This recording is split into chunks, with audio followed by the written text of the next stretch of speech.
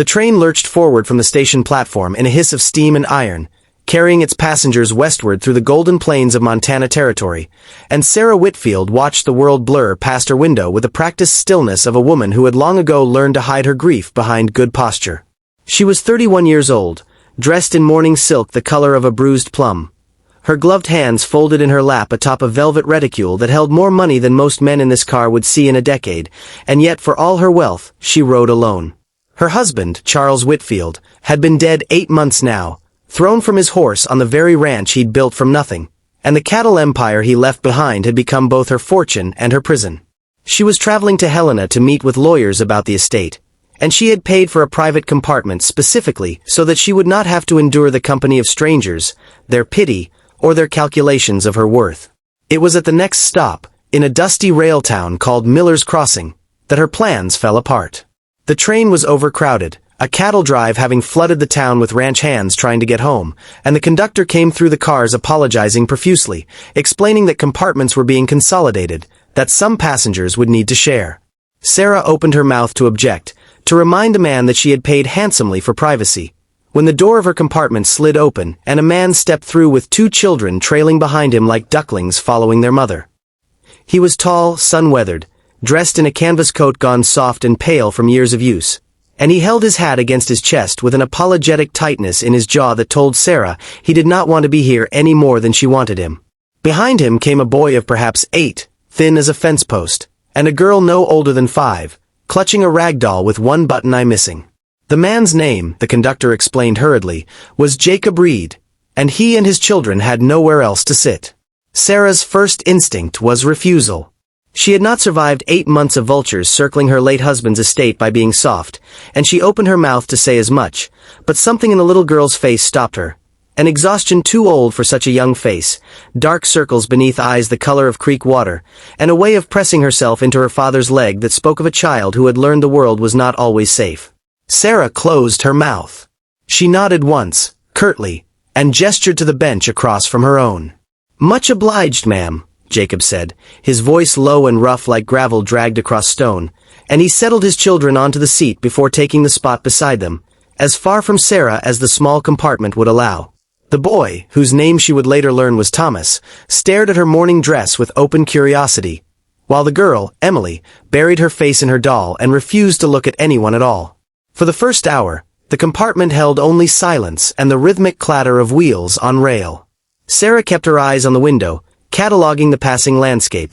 Dry grass rippling like water, distant buttes cut orange and red by ancient rivers, the occasional homestead with its thin curl of chimney smoke, while covertly studying her traveling companions in the glass's reflection.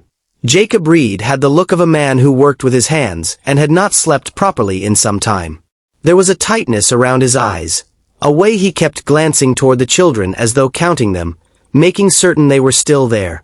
When Emily began to cry softly, hunger evident in the way she pressed her small fist against her stomach, Jacob reached into a canvas satchel and produced a single heel of bread, which he broke carefully into 3 pieces, one for Thomas, one for Emily, and none for himself.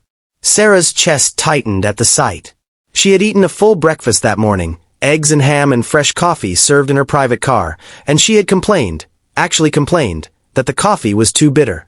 She thought of the money in her reticule, of the estate she was traveling toward, of the ranch house with its dozen empty rooms, and she felt something she had not felt in 8 months. Not grief, not anger, but shame. "Where are you headed?"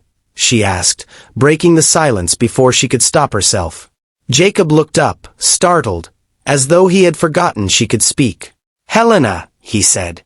"My sister's there. Took in some sewing work. Says she can find a place for us till I get back on my feet."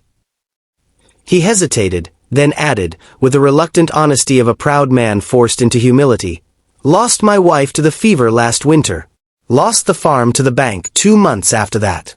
Been staying with kin here and there since." "I'm sorry," Sarah said, and meant it more than the words could carry. "Yes, well." Jacob looked out the window. "Sorry doesn't fill a belly, and it doesn't put a roof over 2 children's heads. But it's kind of you to say." There was no bitterness in his voice, only a plain, exhausted honesty, and Sarah found herself unable to look away from him. She had spent 8 months surrounded by men who spoke honeyed words while calculating her net worth, suitors who arrived at her door within weeks of Charles's funeral with flowers and false condolences, business partners who smiled while trying to swindle her out of grazing rights.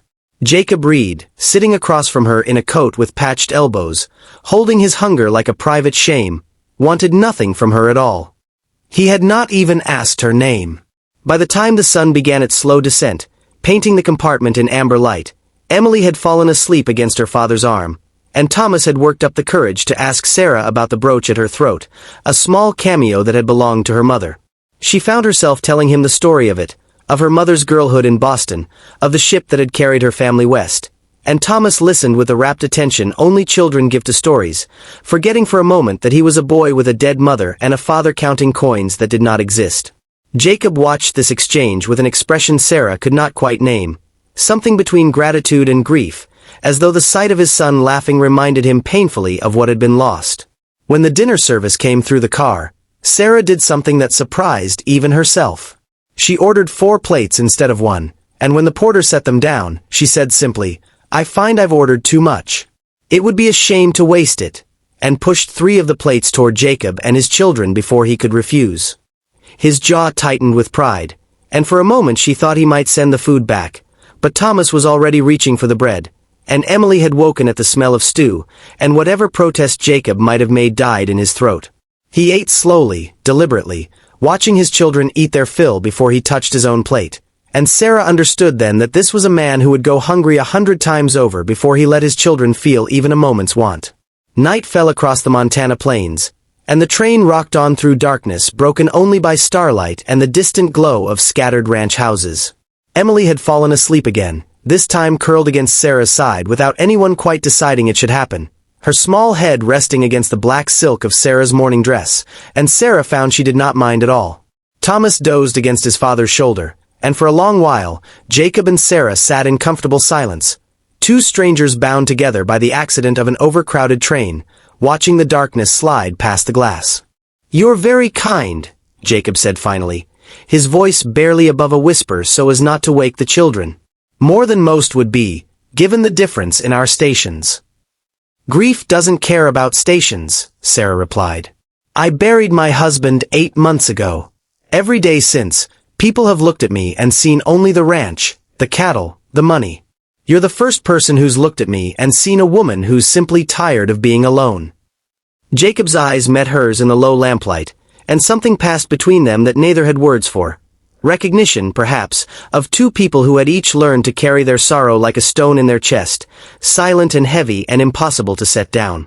"I didn't know you were widowed," he said softly. "I'm sorry." "As I said, sorry doesn't fill the silence of an empty house. But it helps to hear it." She looked down at Emily's sleeping face. "Your children are wonderful." "They're all I have left worth fighting for," Jacob said, and the words carried a weight that told Sarah everything about the man he was. Not the poverty of his coat or the calluses on his hands, but the fierce, unshakable love that had carried him across half of Montana territory with nothing but a satchel and 2 exhausted children, refusing to let go. The train was perhaps 2 hours from Helena, deep in a stretch of track that cut through a narrow mountain pass, when disaster struck. Sarah would later remember it only in fragments. The sudden violent lurch of the car, a sound like the world tearing itself apart, the scream of metal on metal as the train's brakes fought against a landslide that had spilled across the tracks in the darkness. The compartment tilted, lamps swinging wildly, and for one suspended moment, Sarah thought the entire train might roll from the rails and down into the ravine that ran alongside the pass. Jacob moved before conscious thought could catch up to him. In the space of a heartbeat, he had scooped Emily into one arm and grabbed Thomas by the collar with the other hand, bracing his body against the compartment wall as the train shuddered to a grinding, screeching halt that threw Sarah from her seat. She struck her head against the window frame, pain exploding white behind her eyes, and the world tilted sideways as smoke began to fill the corridor beyond their compartment door.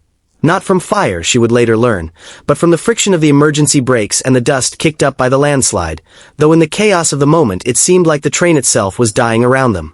"Sarah!" Jacob's voice cut through the ringing in her ears, and she felt his hand grip her arm, hauling her upright even as he kept Emily pressed against his chest with the other. "Can you stand?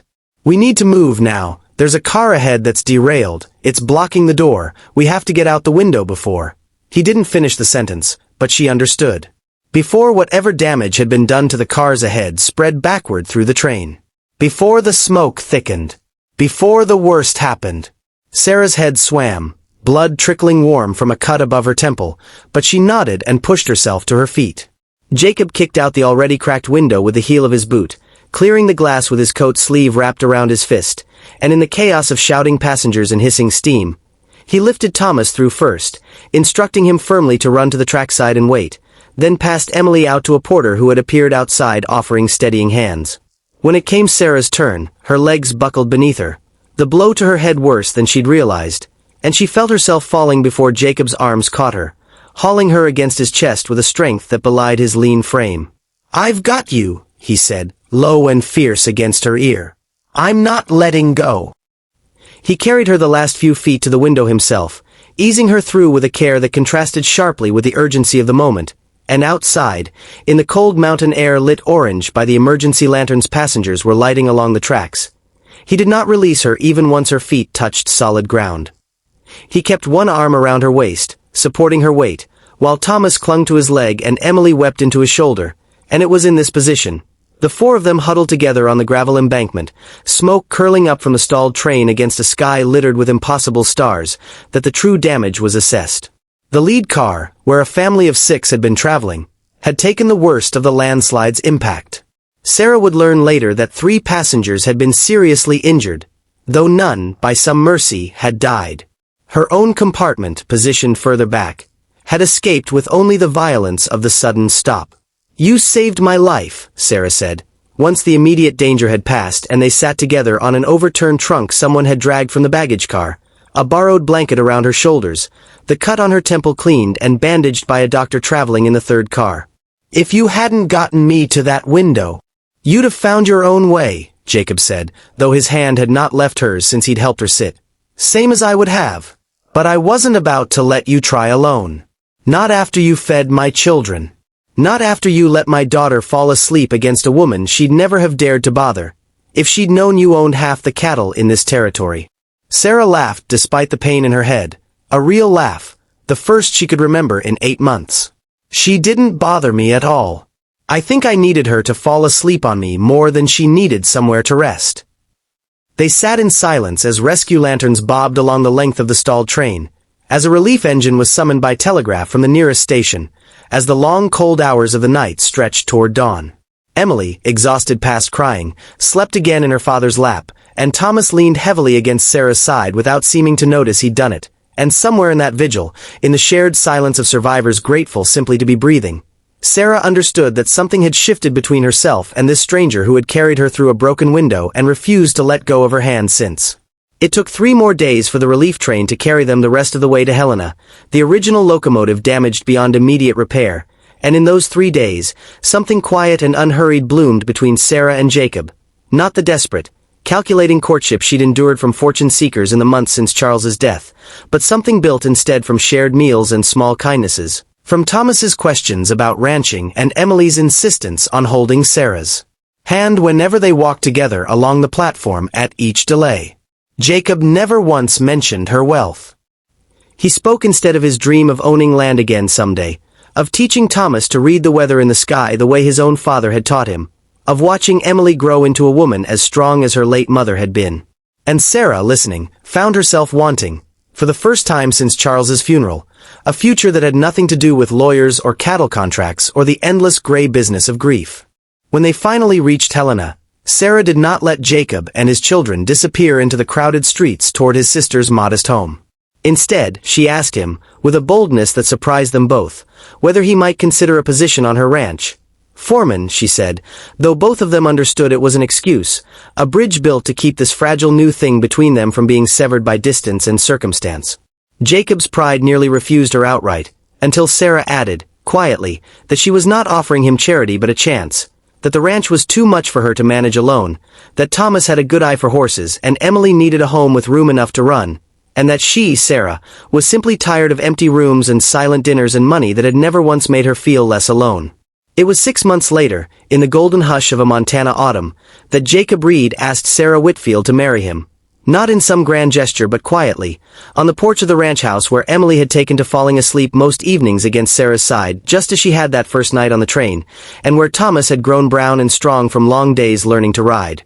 Sarah said yes before he'd even finished the question, and when they married that winter in a small ceremony attended by ranch hands and neighbors and Jacob's sister down from Helena, Emily served as flower girl, scattering petals with the same rag doll, its missing button eye finally sewn back on by Sarah's own hand, tucked under one arm. Thomas stood as his father's best man, solemn and proud in a new suit Sarah had commissioned specially, and when the preacher pronounced them husband and wife, Jacob kissed his bride beneath a sky so clear and star-strewn it might have been the very same sky that had watched over them that terrible, beautiful night on the mountain pass, when a poor cowboy had carried a rich widow through a broken window and refused, in every way that mattered, to ever let her go again.